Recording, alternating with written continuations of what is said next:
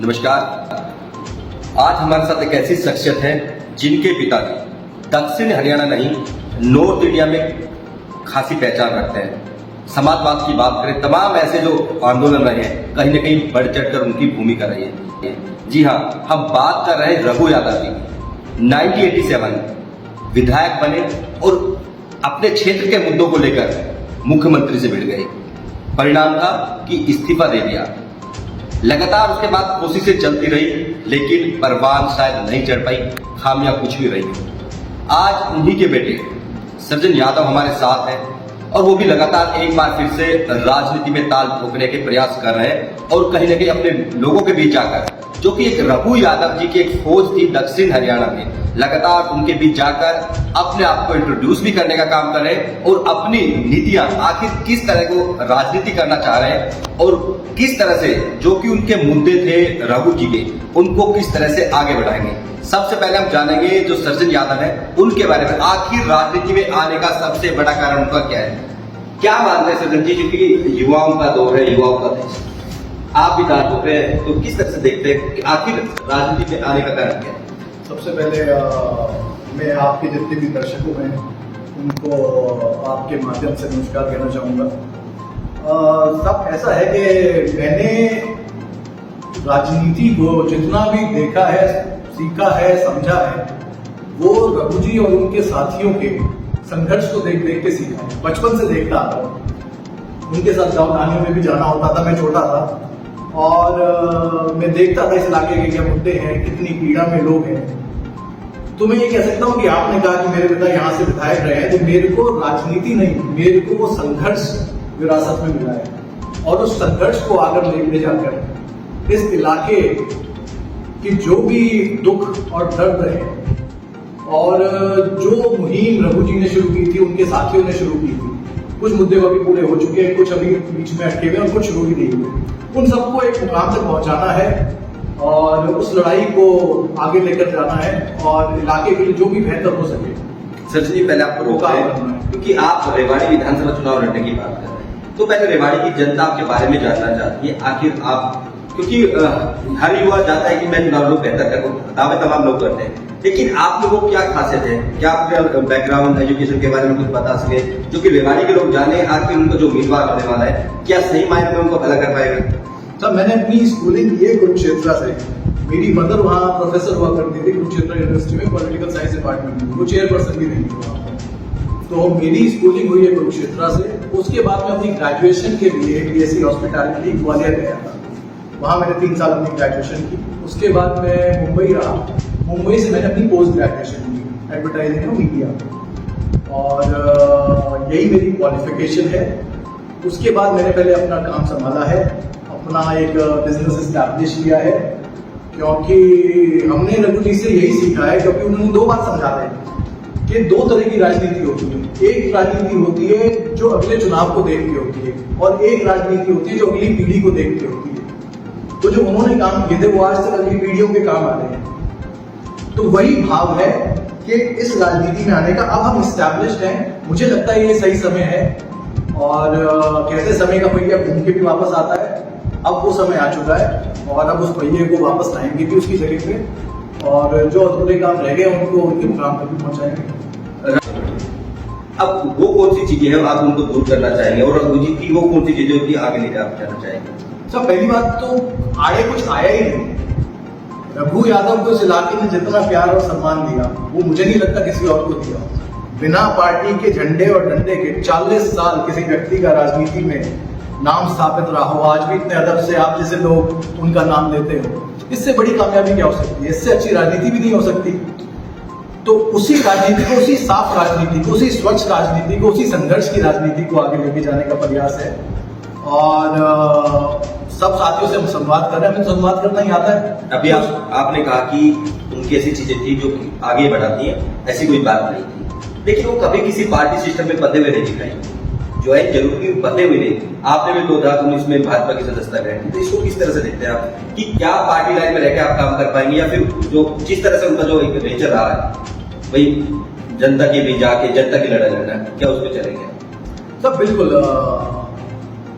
वही बात है और जब सीखा वहीं से तो उसी तरह की राजनीति करेंगे। मैं बिल्कुल मैंने भारतीय जनता पार्टी 2019 में ज्वाइन की थी। हमारे योगेंद्र पालीवाल जी उसका जिलाध्यक्ष होते थे और रामविलास जी के मंच पर महेंद्रगढ़ में सीएम साहब की उपस्थिति में मैंने पार्टी ज्वाइन की थी और उसके बाद पार्टी ने जहां भी मेरी थोड़ी बहुत ड्यूटी लगाई है, मैं आम कार्यकर्ता की तरह काम कर रहा हूँ, पर जहां भी मेरी ड्यूटी लगी है वो भले 2019 के विधानसभा चुनावों में लगी हो या फिर वो जब जन आशीर्वाद यात्रा यहाँ से निकली थी तब लगी हो, उसे हमने बखूबी बिल्कुल पार्टी लाइन पे चलते हुए निभाया है और बड़ी अच्छी तरह निभाया है। जहां तक पार्टी की बात है, वो पार्टी की जितनी भी क्या कहते हैं इसको मुहिमें हैं, जो भी उनकी प्लानिंग है, उसको हम जनता तक ले जाने का, जब हम मिलते हैं संवाद करते हैं, उसको जनता तक ले जाने का प्रयास भी करते हैं और बिल्कुल पार्टी लाइन पे चल के काम कर रहे हैं। और मुझे लगता है कि भारतीय जनता पार्टी में आम कार्यकर्ता को क्या कहते हैं आगे बढ़ाती है और मुझे लगता है कि बिल्कुल पार्टी ये देखेगी। और आपके सामने चुनौती क्या है, अभी किस तरह से देखते हैं, क्योंकि भाजपा में तमाम लोग हैं जो कि लंबे समय से संघर्ष कर रहे हैं, सभी करते हैं, लोकतंत्र है, सभी का अधिकार है, चुनौती किसको देखते हैं? सब चुनौती कोई नहीं है, सब लोग मिलकर ही काम कर रहे हैं। पार्टी में बड़ा अच्छा संगठन है, सब मिलकर ही काम कर रहे हैं, पर टिकट तो किसी एक को मिलेगी और मुझे लगता है जो सक्षम होगा उसको मिलेगी। हम भी अपना प्रयास कर रहे हैं और एक अच्छी मुहिम खड़ी करेंगे, सब साथियों से मिल रहे हैं, संवाद भी कर रहे हैं और बड़ी अच्छी टीम इकट्ठी हो रही है, युवाओं की भी बड़ी अच्छी टीम हो रही है और बड़े बुजुर्ग ने तो सभी ने सदाई साथ भी दिया है और संघर्ष भी किया है, उनके पास भी जा रहे हैं, उनका भी आशीर्वाद दे रहे हैं। तो मुझे लगता है जो सक्षम होगा टिकट तो उसी को ही मिलेगी और हम मुझे लगता है कि सक्षम उस कसौटी पे मुझे एक बात उतरेंगे। मुझे एक बात याद आ रही है कि जा रहे हैं, मैं अपने ऑफिस में बैठा हुआ था तो आते यदि मुझे अच्छा लगू तो मुझे वोट देना, दरवाजे बंद।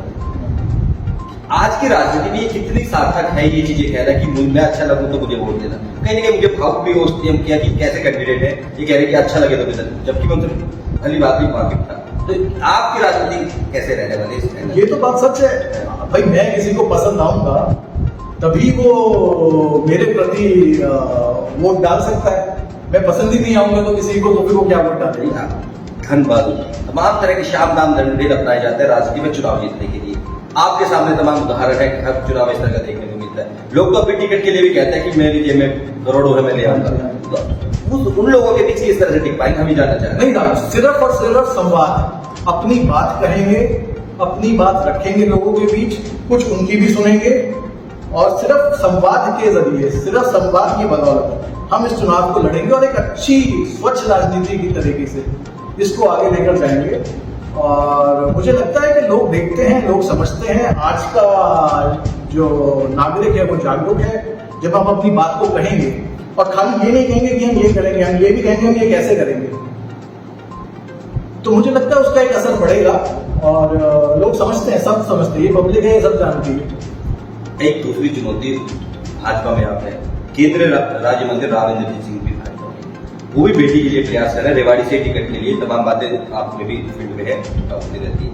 तो कहीं ना कहीं भाजपा के सामने ये भी एक चुनौती होगी कि उनको भी टिकट के लिए एडजस्ट कर रहे हैं। कर्नाटक का चुनाव अभी आ रही है भाजपा, तो किस तरह से पार पाएंगे इस तरह की? वो एस्टेब्लिश नेता है, काफी यहाँ पर वोट बैंक भी उनका मजबूत है, तो किस तरह से दरकिनार कर पाएगी भाजपा उनको और आपको टिकट देंगे? सब पहली बात तो कर्नाटक की जहां तक बात है तो चुनाव में हार जीत होती रहती है, हर बार ऐसा जरूरी नहीं कि आपका मैसेज जनता तक क्लियर पहुंचे, कभी कभी कुछ कमियां भी रह जाती हैं, तो चुनाव में हार जीत होती रहती है। उसका मुझे लगता नहीं कोई बहुत ज्यादा कहीं असर पड़ेगा, क्योंकि जरूरी नहीं है आप एक चुनाव आ रहे हैं तो अगला भी हारेंगे। आप जब नीचे गए तो ऊपर भी आएंगे, ऊपर गए तो नीचे जाएंगे, तो प्रकृति का नियम है। और जहां तक आप बात कर रहे हैं उस लाइन पर, तो मैं दोबारा से वही कहना चाहता हूं कि ये भारतीय जनता पार्टी है, यहाँ आम कार्यकर्ता को महत्व दिया जाता है। पार्टी मुझे लगता है कि जरूर देखेगी कौन सक्षम है, कौन समर्पित है, समझे, सक्षम और समर्पित ये दोनों चीजें। आखिर वो भी प्रदेश कार्यकारी मेंबर है। मैं आपको कह रहा हूँ ना, मैं सिर्फ दो ही बात कह रहा हूँ, सक्षम और समर्पित, ये देखना पड़ेगा। तो आरती राव में क्या इन दोनों चीजें नहीं? मैं जानता नहीं, मैं उनसे परिचित नहीं, मेरी कभी मुलाकात नहीं, मैं उस पर का तो रघु जी विधायक बनते हैं, फिर 2 साल बाद, करीब 2 साल बाद रिजाइन कर देते हैं, उनको मौका मिलता है, लगातार वो यहाँ से जीतते हैं। कहीं ना कहीं उम्मीदवार यदि टिकट मिल भी जाता तो उम्मीदवार फिर उनके सुपुत्र चिरंजीव राव है। कितना चुनौती देखते हैं और दौर ये पूरा रात पानी बह गया। सब ये बड़ा दुर्भाग्य है इस इलाके का कि इतने लंबे समय से कम 2-2.5 दशक कोई व्यक्ति सत्ता में रहा हो और फिर भी अपने इलाके को उभार ना पाए, इससे ज्यादा शर्मनाक बात हो नहीं सकती। खाली सड़क पे तार बिछाने को तो विकास कहते नहीं। आप सड़कें बल खड़े हो जाएं या सीधे खड़े हो जाएं, कोई चीज मास्टर प्लान का हिस्सा है वो तो अपने आप बनेगी। अब ये यूनिवर्सिटी की बात करते हैं कि यूनिवर्सिटी बना दी इंदिरा गांधी, ये सबको पता है रीजनल सेंटर कौन लाया था। ये 87 में जब रघु जी विधायक बने थे तब आया था, और बात ये हुई थी कि भाई इसके बाद इसमें हर साल सब्जेक्ट ऐड होंगे और जल्दी से यूनिवर्सिटी का दर्जा दिया जाए। पर इस बात को लग गए 25 साल इसको यूनिवर्सिटी बनने में। इसके बाद बने हुए रीजनल सेंटर हिसार और सिरसा के, वो यूनिवर्सिटी बन गए, गुरु जम्बेश्वर और ताऊ देवीलाल, इसको 25 साल लग गए। तो 25 साल इन लोगों ने इस इलाके के युवाओं को उच्च शिक्षा के, अपने घर में अच्छी उच्च शिक्षा पाने के हक से वंचित रखा। खाली कागज आ जाए, फाइल आ जाए, उस पर साइन की कमजोरी बिल्कुल कमजोरी है, बिल्कुल इन नुमाइंदों की कमजोरी है। खाली कागज आ जाए, फाइल आ जाए, उस पर साइन कर दिया, थोड़ी बहुत ग्रांट इधर उधर बांट दी, अंधा बांटे रेव नहीं, अपनों को मुड़ दे, इससे तो बात बनती नहीं। आपका उम्मीदवार ऐसा होना चाहिए। देखिए, भारतीय जनता पार्टी स्टेट में और सेंटर में बड़ा अच्छा काम कर रही है, पर इस विधानसभा में, इस हल्के में क्या परेशानी है? भाई सन सिटी में क्या दिक्कत है, भाई डीसा की ढाली में क्या दिक्कत है, भाई पूरन नगर में क्या दिक्कत है, मॉडल टाउन में क्या है, हरिनगर में क्या है, धारूहेड़ा में क्या है, ये तो यहाँ का नुमाइंदा ही बता सकता है ना। भाई वो मुद्दा तो मैं ही उठा सकता हूँ, मैं बता सकता हूँ भाई मेरे लोगों को ये परेशानी है, आप इसका कुछ कीजिए। चिरंजीव राव भी ये रहने वाले, जब वही तो कह रहा साहब, जब कोई बोलेगा ही नहीं तो कोई सुनेगा ही नहीं। बोलने वाला व्यक्ति जाना चाहिए, कोई ऐसा व्यक्ति जाना चाहिए जो हक हिस्से हिसाब की बात कर सके। माँ भी कभी दूध पिलाती है जब बच्चा रोता है, तो भाई आप बात करोगे, नहीं तो बात बनेगी भी नहीं। कांग्रेस की तरफ से चिरंजीव राव ही कैंडिडेट रहने वाले सबको बिल्कुल। तो उस दूसरे कंपैरिजन में कहाँ बात है? मैं आपको कह रहा हूँ ना, ये सारी बातें जो मैंने आपको कही है, इन्हीं बातों के साथ हम जनता में जाएंगे, जनता देखेगी कि कौन बोल सकता है, कौन उनकी बात को सही जगह तक, सही मुकाम तक पहुंचा सकता है। और मुझे लगता है कि जनता का फैसला तो जनता जनार्दन है। सब एक भाजपा परिवारवाद के खिलाफ रहिए। आपने बीते चुनाव में देखा राव इंद्रजीत को इसलिए बेटी को चुनाव टिकट इसलिए नहीं दिया गया कि उनकी बेटी थी और वो भी केंद्र में। बात कर रहे कैप्टन अजय शाह, उनके बेटे थे, रघु यादव के बेटे से चुनाव में लड़ने, लेकिन क्या ये परिवारवाद सारे जो पूर्व विधायक थे या करंट विधायक है उनकी बेटे चुनाव लड़ेगी या किसी और को मौका नहीं मिलना चाहिए? नहीं, पहली बात तो मैं कहता हूँ सबको मौका मिलना चाहिए, और जो भी व्यक्ति चुनाव लड़ने का इच्छुक है उसे सामने आना चाहिए और अपनी दावेदारी भी पेश करनी चाहिए और चुनाव लड़ना भी चाहिए। दूसरी बात, जहां तक परिवारवाद की बात है साहब, तो मैंने पहले भी कहा, मेरे को सत्ता नहीं, मेरे को तो संघर्ष विरासत में मिला है ना। और हमने उसी संघर्ष को देख के राजनीति सीखी है। मैं तो जब से पैदा हुआ, जब मैं पैदा हुआ था मेरे फादर विधायक बने थे, उसके बाद तो हम बस संघर्ष ही करते आ रहे हैं। तो परिवारवाद वाली बात जो है वो मुझे लगता नहीं कि इस केस में कहीं बैठती है। अभी बात करते हैं, आपके जो चाचा वो भी कैबिनेट मिनिस्टर है, जनरल सेक्रेटरी है एक सत्ताधारी सबसे बड़ी पार्टी की, क्या वो कितने मददगार हैं और कितने आगे आएंगे आपकी राजनीति में? दोनों एंगल पे बात करना चाहते हैं। बिल्कुल साहब, दोनों, मैं उनका भतीजा हूँ, ये बात सच है, पर वो एक अलग संगठन की राजनीति करते हैं, उनका स्तर बहुत ही अलग है। हमारी एक छोटी सी अपनी विधानसभा की राजनीति है, और मैंने जितना उनको देखा है, जितना करीब से देखा है, जितना जाना है, मुझे लगता है कि उन्होंने अपना जीवन इस पार्टी को पूरी तरीके से समर्पित किया है, सदा से, और जितनी पारदर्शिता से उस पार्टी के लिए काम करते हैं उतना मुझे लगता नहीं कोई और कर सकता है।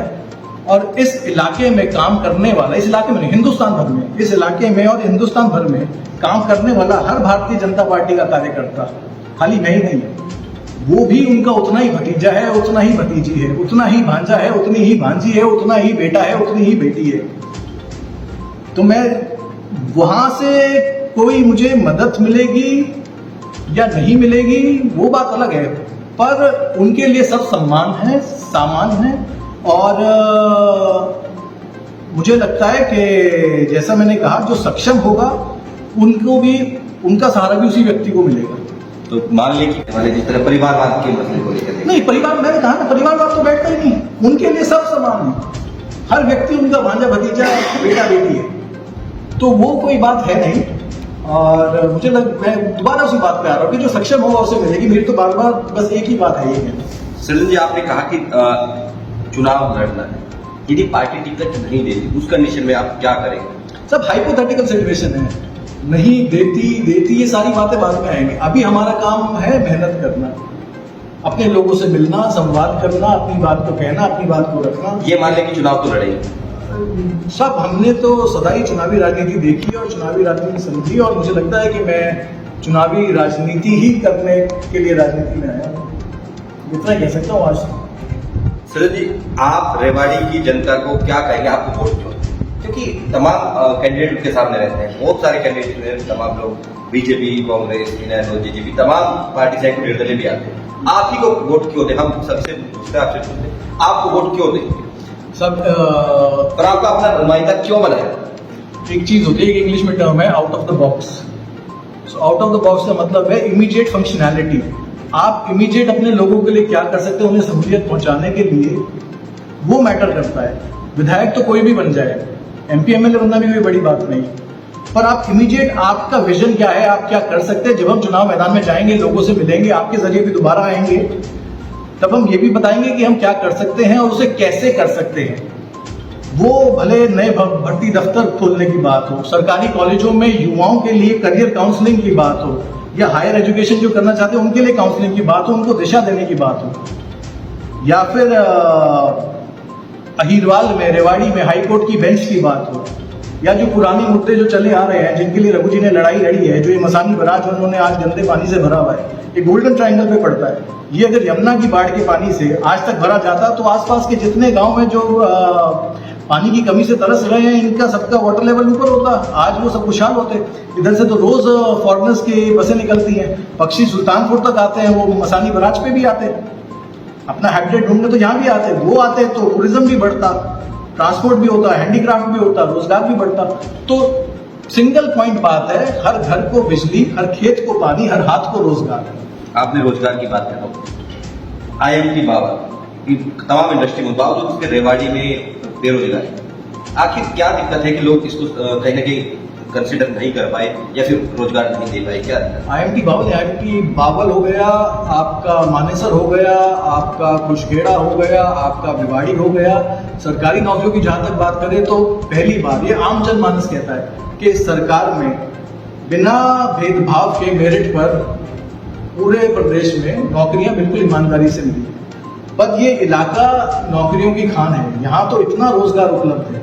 इसीलिए मैं कह रहा हूँ, ये भर्ती दफ्तर जो है, इनका बिल्कुल सुचारू रूप से अच्छी तरह इसकी वर्किंग होनी चाहिए, और जितने भी युवा हैं, बच्चे बच्चियां, लड़के लड़कियां, उनको एक अच्छी काउंसलिंग दी जानी चाहिए करियर की, ताकि वो दिशाहीन ना हो, उनको एक फोकस मिले कि वो क्या कर सकते हैं, अपनी ग्रेजुएशन पर कहाँ कर सकते हैं। ये जो आसपास जॉब्स अवेलेबल है, इसके लिए कैसे अप्लाई कर सकते हैं। बहुत अच्छी अच्छी जॉब्स अवेलेबल है, ITI किए हुए लड़के हैं, इंजीनियरिंग लड़के हैं, और 12वीं का भी आपने रिजल्ट देखा, और रेवाड़ी में बहुत अच्छा रिजल्ट आया बच्चों का।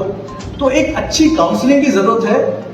मुझे लगता है कि ये सब्जेक्ट्स इंट्रोड्यूस होने चाहिए सरकारी कॉलेजों में, ये भर्ती दफ्तरों को एक दुरुस्त किया जाना चाहिए, और युवाओं को इन प्राइवेट जॉब्स के लिए भी सरकारी के साथ साथ प्रिपेयर करने की जरूरत है। और मुझे लगता है कि नौकरियों की कोई कमी है, हर हाथ को रोजगार दिया जा सकता है।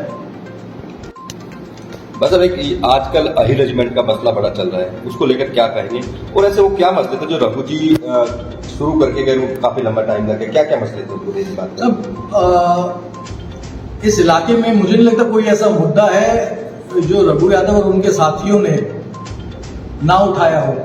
ज्यादातर मुद्दों की शुरुआत ही उन लोगों से हुई है, उनके संघर्ष से हुई है। और अही रेजिमेंट की आप बात कर रहे हैं, 1983 में पहली बार अमर जवान ज्योति से पैदल चलकर अपने साथियों के साथ पहली बार ज्ञापन उस समय के राष्ट्रपति और इंदिरा गांधी उस समय की प्रधानमंत्री को सौंपा था, और उस मुहिम को आगे बढ़ाया था। उसके बाद मेरे ताऊ रघु जी के बड़े भाई डॉक्टर IAS यादव, उन्होंने अपना समय, अपना पैसा, अपने साधन संसाधन सब लगाकर इस मुहिम को कोर्ट के माध्यम से बहुत ही मेहनत कर समय देकर आगे बढ़ाया और अब ये मुद्दा सबकी जबान पर है। इस इलाके का हर एक व्यक्ति अब इसकी मांग कर रहा है, इस आंदोलन का हिस्सा है, अपने तरीके से संघर्ष कर रहा है, आंदोलन को आगे बढ़ा रहा है। और मैं तो देखता हूँ, मैं कई युवाओं को पढ़ता हूँ सोशल मीडिया पे भी, जो कि इतनी बारीकी से इस मुद्दे को समझते हैं और अपनी बात को कहते हैं, अपनी बात को रखते हैं तर्कों के साथ। पर अनफॉर्चुनेटली, दुर्भाग्यपूर्ण बात यह है कि उनकी बात भी उन कानों तक नहीं पहुंच रही जहां तक वो पहुंचनी चाहिए, वो सिर्फ नुमाइंदगी की वजह से। और जहां तक बात बाकी मुद्दों की है, जब लोग कहते हैं रेवाड़ी जिला बनाने का श्रेय भी रघु जी को जाता है। मैं वही कह रहा हूँ, जब उस जमाने में लोग कहते थे भाई रेवाड़ी जिला ना बने, तुम्हारा रेवाड़ी जिला बनने लायक नहीं, तब रघु यादव ने रेवाड़ी को जिला बनवाया, जिसकी वजह से नागलो महेंद्रगढ़ भी अलग जिला बना। और उसके बाद रीजनल सेंटर का मैंने पहले जिक्र किया, रीजनल सेंटर खुलवाया। आप राव तुलाराम स्टेडियम जाके देख लीजिए, उससे पहले नहीं, 86 में उस समय के जो मुख्यमंत्री थे वो रेवाड़ी आकर ये कहकर गए थे कि भाई ये छुट्टी जो शहीदी दिवस की 23 सितंबर की है ये हो गई रद्द। और राव तुलाराम जी की जो राजनीति करते हैं उनके सामने कहकर गए थे, अपशब्द भी बोलकर गए थे। तो रघु यादव जब पहली बार विधायक बने तो सबसे पहले उस छुट्टी को बहाल कराया, उस शहादत को सम्मान दिलाया। और ये जो राव तुलाराम स्टेडियम है, अंदर आज भी शायद इंदिरा गांधी स्टेडियम का पत्थर लगा हुआ है, शायद तो कंफर्म नहीं, आप देखिए, इसका नाम राव तुलाराम स्टेडियम कराया। रेवाड़ी में की जो पेयजल आपूर्ति होती है आज, ये सारी की सारी जो नहरी पानी योजना आई थी कालाका में, उसकी वजह से रेवाड़ी सर्कुलर रोड के बाहर बढ़ पाया, नहीं तो पीने का पानी नहीं था, बड़ी बुरी हालत थी। क्या आप देखते हैं कि जितना विकास होना चाहिए था नहीं हो पाया? बिल्कुल, विकास का तो अभाव रहा ही है। मैंने ये सारे मुद्दे आपको बताए, इसके अलावा आप ही मुझे बता दीजिए, आप राजनीति को बड़े करीब से देखते हैं, कि ऐसी कौन सी चीज हुई जो कहीं किसी के विजन में नहीं थी, वो समय से पहले हुई या हुई, ऐसी कोई नई बात हो, आप मुझे बताइए। तो जो भी मुद्दे रघु जी और उनके साथियों ने उड़ाए थे वो ही आज तक चलते आ रहे हैं, कुछ पूरे हुए, कुछ बचे हैं और कुछ अधूरे हैं और कुछ शुरू भी नहीं हुए, उसी को आगे ले जाने का काम करेंगे। आया कि किस तरह से उनका विजन है और किस तरह से चुनावी मैदान में जाने की ठान चुके हैं, चुनाव मैदान में जाना है, लेकिन अभी तक ये नहीं बताया कि रास्ता क्या होगा। ये जरूर बताया कि अभी भाजपा में है और भाजपा की लाइन पर ही काम करना चाहते हैं। ऐसे में आने वाले समय में देख रहा हूँ, क्योंकि चुनावी वर्ष, तमाम पार्टियां चुनावी तैयारियों में जुटी हुई है, कैंडिडेट भी लगातार लोगों के बीच जा रहे हैं, जैसा कि उन्होंने बताया कि अपने लोगों के बीच जा रहे हैं। हालांकि ये निर्धारण जनता ही करेगी कि उनका जो पसंदीदा उम्मीदवार कौन है और किसको वोट देना चाहते हैं, लेकिन तमाम लोकतंत्र, तमाम लोगों की जिम्मेदारी बनती है कि वो अपने कैंडिडेट को जाने भी, आखिर वो कितना भला उनका कर पाएगा और आने वाले दिनों में आखिर जो कितनी तमाम योजनाएं जो सरकार की होती है उनको कितना इंप्लीमेंट करा पाएगा, वो एक सक्षम उम्मीदवार ही करा पाता है। ये भी हम कहने से नहीं गुरेज करेंगे, लेकिन देखना होगा कि आने वाले दिनों में जो रघु यादव जी की एक राजनीति, एक पहचान थी, स्टाइल कहें, वो कितना सृजन यादव आगे बढ़ाएंगे आने वाला समय ही बताएगा। लेकिन इतना जरूर है कि सृजन यादव ने चुनावी दाल जरूर ठोक दी है।